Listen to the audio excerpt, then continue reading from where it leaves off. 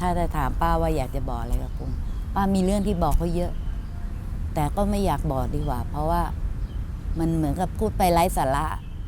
มันเขาไม่ได้ยินหรอก แต่ถ้าถามเขาว่าวันนี้เขาเห็นป้าไหมเขาต้องเห็นแม้แต่ตรงนี้เขาก็เห็นนะเพราะเขาเคยมาเขามากับป้าอย่างบ่อยตรงเนี้ยมาไหว้พระหอพระเนี่ยเขามาบ่อยมาก เรามากันแทบทุกปีสวดมนต์ข้ามปีไหว้ตรงนู้นแล้วก็มาตรงนี้มาพรมน้ำมนต์ตรงนี้เขาเห็นแน่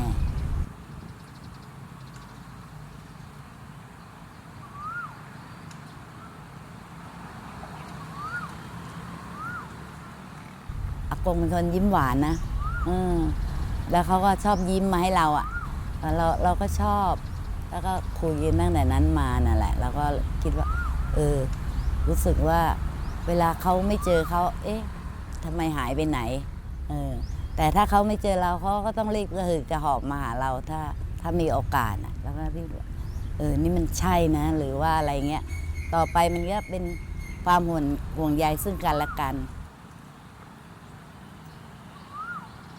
เขาคือจะห่วงใยเรามากกว่าไอเราไม่ต้องมาห่วงเขาเพราะเขาไม่เคยทำท่าว่าเขาลำบาก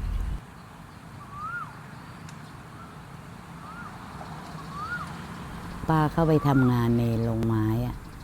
แล้วก็ไปเจอเขาทำอยู่ก่อนแล้วอะแล้วก็ที่ก็ไปเที่ยวแล้วก็ไปเจอกันในงานอีกป้าไปงานวัดอะเขาไปเจอกันก็ต่างคนต่างอายอะไรอย่างเงี้ยเมื่อก่อนนี้เรารู้สึกว่าความรู้สึกของผู้หญิงกับผู้ชายที่ชอบกันเนี่ยนะมันจะมีความอายและความละอายปิดกั้นอยู่นะก็จะทำอะไรก็จะแบบอายเขินๆกันนะไม่ค่อยแสดงออกอะไรอย่างเงี้ยถึงชอบก็ไม่กล้าพูดหรอกค่ะคำว่าชอบให้อ่านใจกันเอาเองจนว่าจะใกล้จริงๆว่าใช่แน่ถึงจะพูดกันออกมา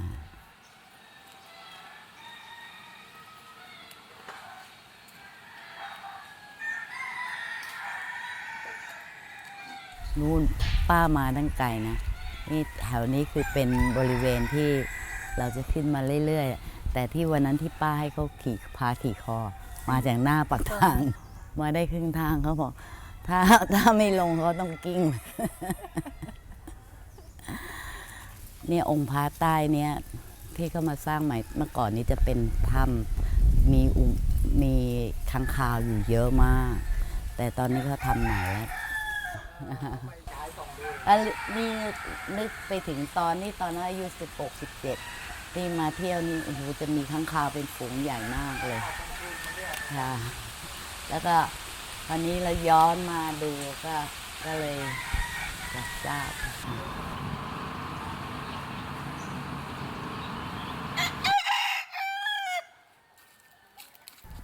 แล้วก็มีต้นลั่นทมเนี่ยเป็นต้นไม้ที่ป้าชอบที่สุดดอกขาวใหญ่ๆเยอะอย่างนี้หอมมากเนี่ยเจออันนี้นะนี่หอมเหมือนเก่านะก่อนนี้ดอกใหญ่ๆเลยป้าชอบดอกลั่นทมมากเลยคือดูลำต้นกับใบเขาจะสง่ามาทีไรป้าก็เด็ดทำเป็นแทบจะเป็นพวงมาลัยบนนี้เยอะมากไม่ต้องเด็ดหรอกร่วงเต็มไปหมดตอนที่ป้าแต่งงาน2511เมื่อตอนก่อนนี้เรามากันตรงนี้นะอะไรอะไรสนุกแต่พอมานึกถึงตอนนี้ที่เราเป็นเราเนี่ยปัจจุบันที่เป็นจริงมันก็แบบรู้สึกว่ามันเศร้าๆอยู่วันเวลานึกถึงได้วันเวลามันผ่านเลยไปแต่ว่าเร็วเพราะมันก็ไม่เร็วแต่มันเร็วสำหรับเรามันพับอะไรที่เราไม่ทันรับมือไม่ทันตั้งตัวเลยว่ามันเปลี่ยนแปลงไม่ได้ขนาดนี้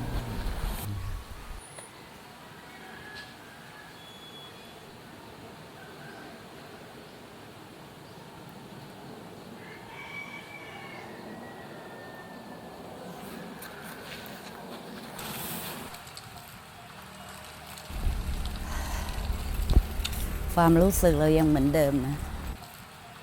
แต่สถานที่มันไม่เหมือนเดิมแล้ว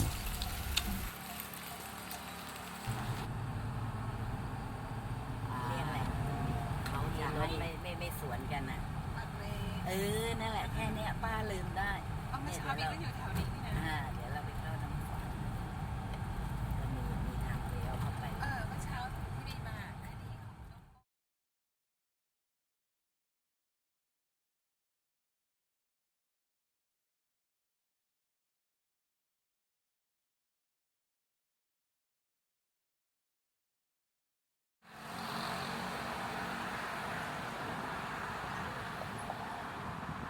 มันก็พื้นๆนะครอบครัวป้าอูก็พื้นๆนะจนกระทั่งมันมีเรื่องอะไรอย่างเงี้ย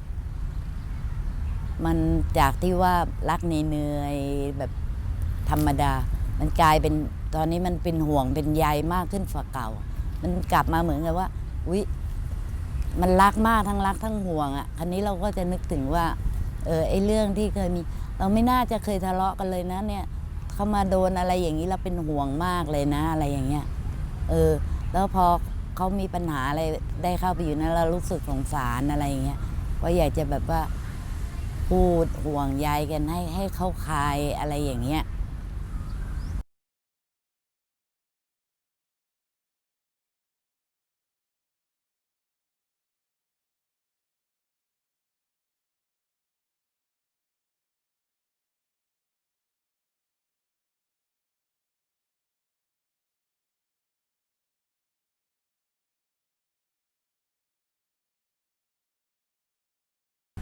แต่มันก็ได้แค่คำพูดแต่จริงๆแล้วอะเราจะห่วงจะใยแค่ไหนมันไม่พ้นตรงที่ว่ามันไม่หลุดพ้นตรงที่ว่าเราเป็นคนพูดได้เราอยู่ข้างนอกแต่เขาอยู่ข้างในเขาต้องรับอะไรบ้างเราก็ไม่รู้แล้วพูดได้หรือไม่ได้เราก็ไม่รู้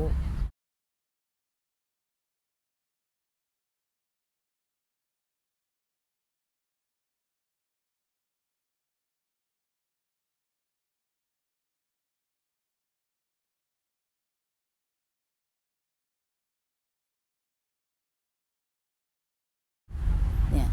แล้วพอมาต้องจากกันไปอะไรอย่างเงี้ยมันเป็นเหมือนกับว่าเรายังไม่ได้คุยอะไรกันอีกตั้งเยอะเลยเรายังไม่ได้บอกว่าอยู่ในนั้นว่าเรารักเธอมากกว่าเก่านะเราเป็นห่วงเธอเลยยังไม่ได้บอกเขาเลยเราห่วงมากแล้วอยู่ๆเราก็ยังนึกว่าเขายังอยู่แล้วอยู่ๆวันหนึ่งเรามารู้ว่าเขาตายก่อนที่หน้าเราจะเห็นเนี่ย20 นาทีเท่านั้นน่ะทั้งที่เราไปหาเขาแล้วอะแต่ก็ไม่ทันอ่ะมันรู้สึกว่ามันมีอะไรที่เราไม่ได้บอกอยากจะบอกเรื่องทางบ้านอย่าไปบอกเรื่องลูกคนนู้นหลังคนนี้แล้วเรื่องเราเป็นห่วงจริงๆนะเราเป็นห่วงสุดๆนะเราก็ไม่ได้พูด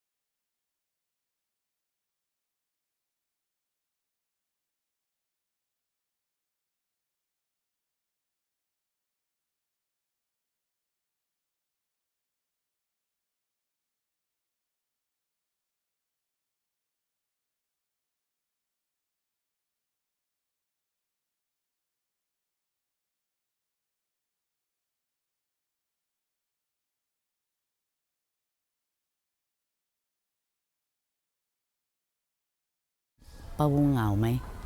มันเหงาจนที่ว่าเรามีอะไรที่บางทีมันบอกไม่ได้กับคนอื่นมันบอกได้กับคนที่มันไม่มีแล้วอะ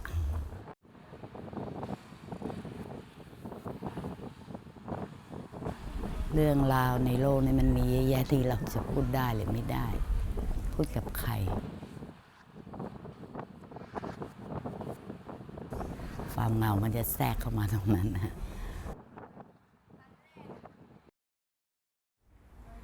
ทะเลนั้นเป็นเหมือนถิ่นของเราจะขอเฝ้าตราบจนชีวิตเราสิ้น ยามคลื่นซัดกระเซ็นเช้าเย็นสำเนียงเคยชินเลือด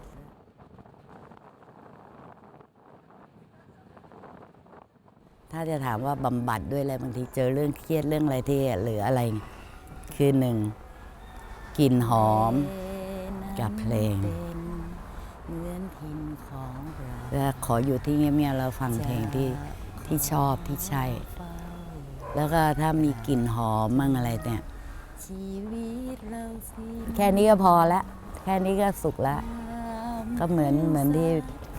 บางทีเป้าก็หลอกตัวเองแบบว่าคิดนู่นคิดนี่มันก็เหมือนฝัน เราก็จะบอกตัวเองเพียงฝันก็สุขหนักหนาแค่ฝันเลนั้นเป็นเหมือนถิ่นของเราจะขอเฝ้าตราบจนชีวิตเราสิ้นยามคลื่นซัดกระเซ็นเช้าเย็นสำเนียงเคยชินเลือดไหลอุ่น